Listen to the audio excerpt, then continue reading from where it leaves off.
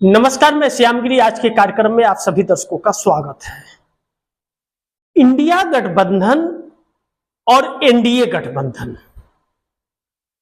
इन दोनों की चर्चा आज बहुत जरूरी है, क्योंकि एनडीए गठबंधन की सरकार 2024 से 2025 एक साल हो गया। 9 जून 2024 को एनडीए गठबंधन की सरकार नीतीश और नायडू के समर्थन से बनी थी।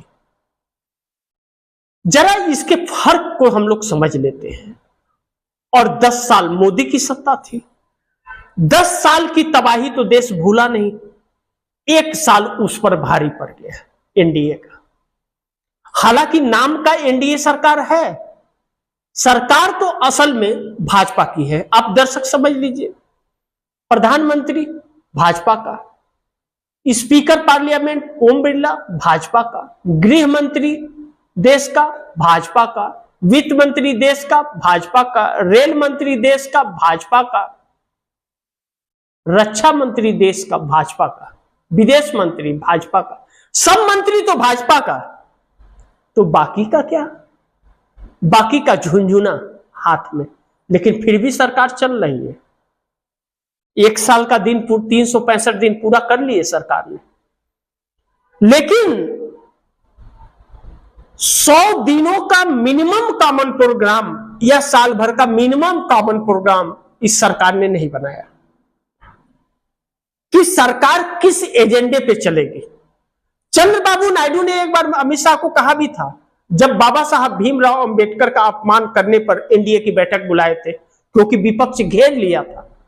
हर दलों को, जो भारतीय जनता पार्टी की बी टीम है, उसे भी रोड पर आने के लिए राहुल गांधी ने मजबूर कर दिया था। इतना राहुल गांधी ने आवाज उठा दिया कि मजबूर हो गए सब अपने वर्चस्व को बचाने के लिए। यहां तक कि मायावती को रोड पर उतरना पड़ा, बयान देना पड़ गया।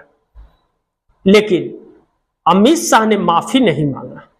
अमित शाह तो अमित शाह, जेपी नड्डा ने तो संविधान को पैरों के नीचे रख दिया, टेबल पर नहीं रखा, पैरों के नीचे जमीन पर रख दिया था। तो संविधान को ना मानने वाली सरकार इस समय है, जो मनुस्मृति को मानती है, संविधान को नहीं। जबकि यह देश संविधान से चलना चाहिए। यह लोकतांत्रिक देश, यह सेकुलर देश है, हर जात के लोग हैं, किसी एक जात की बपौती नहीं है भारत। लेकिन देखिए फर्क कि सेकुलर पार्टियां जो हैं वह एनडीए गठबंधन में है। भाजपा को छोड़ करके बाकी सब सेकुलर है, लेकिन किसी के मन मुताबिक कोई काम नहीं हो रहा है, फिर भी समर्थन बराबर है। किस डर पे है या सौदेबाजी पे है, या आप दर्शक फैसला कीजिएगा। ऐसी सरकार जिसमें रोजगार नहीं मिलता, ऐसी सरकार की किसी की जान चली जाए तो जिम्मेदारी तय नहीं होती, ऐसी सरकार की कोई दुर्घटना घट जाए तो जिम्मेदारी तय नहीं होती है सरकार की, और उसके रील बनाए जाते हैं, मंत्री भी रील बनाने में लग गए हैं। तो वैसे देश का तो भगवान ही मालिक है।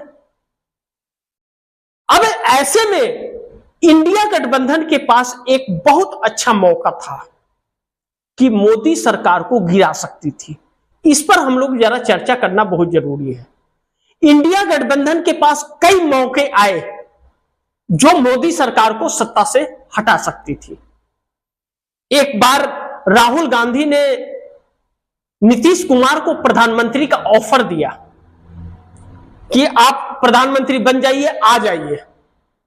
कहा यह भी जाता है कि चंद्रबाबू नायडू उस समय तैयार थे। तेलंगाना के सीएम रेवंत रेड्डी के साथ चंद्रबाबू नायडू के बड़ी मधुर रिश्ते हैं।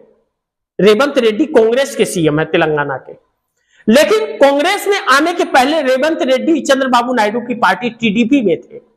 बड़ी मधुर संबंध थे और बड़ी विश्वसनीय हैं रेवंत रेड्डी। जिसके साथ रहते हैं उसका बन करके रहते हैं। गद्दारी शब्द उनके जीवन में नहीं है अभी तक, कम से कम। उस रेवंत रेड्डी से चंद्रबाबू नायडू बहुत भरोसा करते हैं, और चंद्रबाबू नायडू का रेवंत रेड्डी के जरिए राहुल गांधी से कहीं ना कहीं संपर्क था, ऐसा लोग कहते हैं। और देखा भी गया कि कई बार रेवंत रेड्डी के साथ चंद्रबाबू नायडू एक ही फ्लाइट में आए भी हैं। लेकिन नीतीश कुमार को प्रधानमंत्री का ऑफर देने के बाद ममता बनर्जी बाहर निकल करके आ जाती है, कहती है कि इंडिया गठबंधन का कन्वीनर मैं बनने के लिए तैयार हूं। कमाल है ना। ममता बनर्जी ही वह कड़ी है जिसके वजह से नीतीश कुमार इंडिया गठबंधन छोड़ के चले गए। नीतीश कुमार संयोजक बनना चाहते थे इंडिया गठबंधन का, कांग्रेस भी चाहती थी बना दे, क्योंकि इंडिया गठबंधन को एकजुट करने में नीतीश कुमार का ही हाथ था। लेकिन ममता बनर्जी तैयार नहीं हुई, और जिस दिन नीतीश कुमार को इंडिया गठबंधन का संयोजक बनाना था उस दिन ममता बनर्जी बैठक में आई नहीं। कांग्रेस को मजबूर होकर कहना पड़ा कि ममता नहीं आई है, और नीतीश कुमार ने इंडिया गठबंधन छोड़ने का फैसला कर लिया। उस वक्त राहुल गांधी मणिपुर से महाराष्ट्र के लिए भारत जोड़ो न्याय यात्रा निकाल रहे थे। राहुल गांधी जैसे बिहार में आने की उनकी बात होती है, चर्चा होती है, पश्चिम बंगाल के बॉर्डर और बिहार के बॉर्डर पर पहुंचते हैं, जैसे सीमांचल में प्रवेश करते हैं नीतीश कुमार, इंडिया गठबंधन छोड़ करके चले आते हैं एनडीए में, क्योंकि नीतीश को कन्वीनर नहीं बनाया गया। ममता बनर्जी ने एक इंडिया गठबंधन को कमजोर करने का कार्य किया। चूंकि अरविंद केजरीवाल और ममता बनर्जी एक ही है, अखिलेश यादव का भी कहीं ना कहीं समर्थन ममता बनर्जी के साथ रहता है, लेकिन उस वक्त अखिलेश यादव भी चाहते थे कि नीतीश कुमार बन जाए, लेकिन ममता की वजह से अखिलेश यादव भी कुछ बोल नहीं पाए। अब ऐसे में नीतीश कुमार निकलने के बाद जो समीकरण बना इंडिया गठबंधन का, एकजुट तो हुआ, क्योंकि हर किसी को मालूम था जनता एक विकल्प तलाश रही है, अगर इंडिया गठबंधन के साथ नहीं दिखेंगे तो मुश्किलें पैदा हो जाएंगी। लेकिन ममता बनर्जी ने पश्चिम बंगाल में इंडिया गठबंधन के साथ चुनाव नहीं लड़ा, अकेले चुनाव लड़ा, कांग्रेस से सब दूरी बना रहे थे। पंजाब के अंदर अरविंद केजरीवाल साथ नहीं लड़े, दिल्ली में जनाधार नहीं था लोकसभा चुनाव में तो कांग्रेस को साथ लाए, लेकिन कांग्रेस का ही पैर काटने का काम किया उन्होंने, कहीं ना कहीं इनडायरेक्टली भारतीय जनता पार्टी को फायदा पहुंचाया। लेकिन कांग्रेस को फतेह हासिल हुई पंजाब में, आम आदमी पार्टी की सरकार रहते हुए भी कांग्रेस के प्रत्याशी जीत गए। अब ऐसे में जब मोदी की सरकार बनने के बाद 9 जून 2024 को बनने के बाद जब मोदी सरकार गिराने की नौबत आई और चंद्रबाबू नायडू से बात बन रही थी, तब नीतीश कुमार को जब पीएम का ऑफर दिया तो ममता बनर्जी सामने आ गई कि हम कन्वीनर बनने के लिए तैयार हैं, यानी कि प्रधानमंत्री की लालसा पाल बैठी। जो एक पश्चिम बंगाल की सीएम है, पश्चिम बंगाल तो संभल नहीं पाता, चल दी थी प्रधानमंत्री बनने का सपना पाले हुए। 26-27 सीट वाला पार्टी प्रधानमंत्री का सपने देख रहा है, 2-3 सांसदों वाला अरविंद केजरीवाल प्रधानमंत्री का सपना दे रहे हैं, और 100 सीटों वाले को सब नजरअंदाज कर रहे हैं, जिसके बगैर सरकार बनाना ही इम्पॉसिबल सी है। ऐसे में राहुल गांधी की एक बार फिर कोशिश नाकाम हो गई। उसके बाद फिर एक नौबत आई, स्थिति आई जब नीतीश कुमार और चंद्रबाबू नायडू से खटपट शुरू हो रही थी। और यह सारी कहानी जब चंद्रबाबू नायडू 360 करोड़ रुपया कौशल विकास परियोजना में क्लीन चिट मिलने के बाद, जब मोदी के गले का फंदा चंद्रबाबू नायडू के हाथ आ गया था, तब फिर एक बार मोदी सरकार गिराने का प्रयास कांग्रेस ने किया था। उस वक्त अडानी का मुद्दा बड़ी जोर पकड़ रहा था, और अडानी को लेकर के अमेरिका से अरेस्ट वारंट जारी हो गया था। वैसे में एक बार फिर राहुल गांधी अडानी के मुद्दे को लेकर और बाबा साहब भीमराव अंबेडकर के मुद्दे को लेकर के खड़े हुए, सदन से लेकर के सड़क तक। जैसे ही अडानी का मुद्दा आया, वैसे ही ममता बनर्जी, अखिलेश यादव, अरविंद केजरीवाल और शरद पवार अलग थलग हो गए, कांग्रेस को अकेला छोड़ दिया। चुनाव आयोग की बात आती है, सबको ही अलग थलग हो जाते हैं। बात बोलते सब हैं, लेकिन साथ कोई खड़ा नहीं होता। चुनाव आयोग पर जब हमला कांग्रेस करती है और भाजपा कांग्रेस के ऊपर हमला करना शुरू करती है, तो सब दुम दबा करके भाग जाते थे। वह प्रयास भी विफल हो गया, जबकि अडानी का मुद्दा ऐसा था कि मोदी सरकार गिर सकती थी अगर अविश्वास प्रस्ताव आ जाता, क्योंकि बहुत बड़ा आरोप लगा था। चंद्रबाबू नायडू के हाथ में मुद्दा मिल रहा था, क्योंकि जगन मोहन रेड्डी के वक्त यह घूस दिया गया था। 420 का केस गौतम अडानी के ऊपर लगा है अमेरिका में। ऐसे में फिर एक बार विफल हो गया। तब से कांग्रेस ने प्रयास करना बंद कर दिया। नहीं तो कांग्रेस ने समय समय पर प्रयास किया मोदी सरकार को बदलने की। अब नौबत यहां आ गई कि इंडिया गठबंधन के घटक दलों के इनडायरेक्टली समर्थन की वजह से नरेंद्र मोदी की सत्ता है।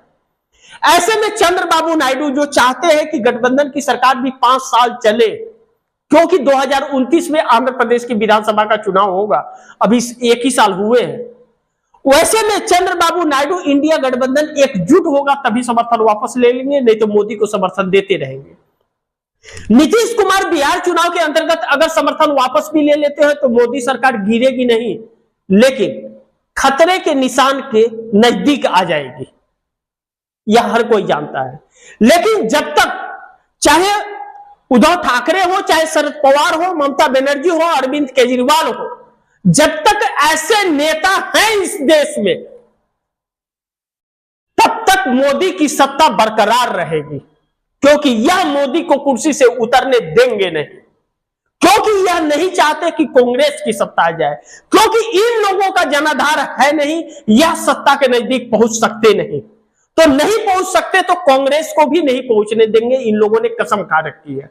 इसीलिए मोदी की सत्ता आज बरकरार है, अन्यथा मोदी कब के गायब हो गए होते, सत्ता उनकी नहीं मिलती।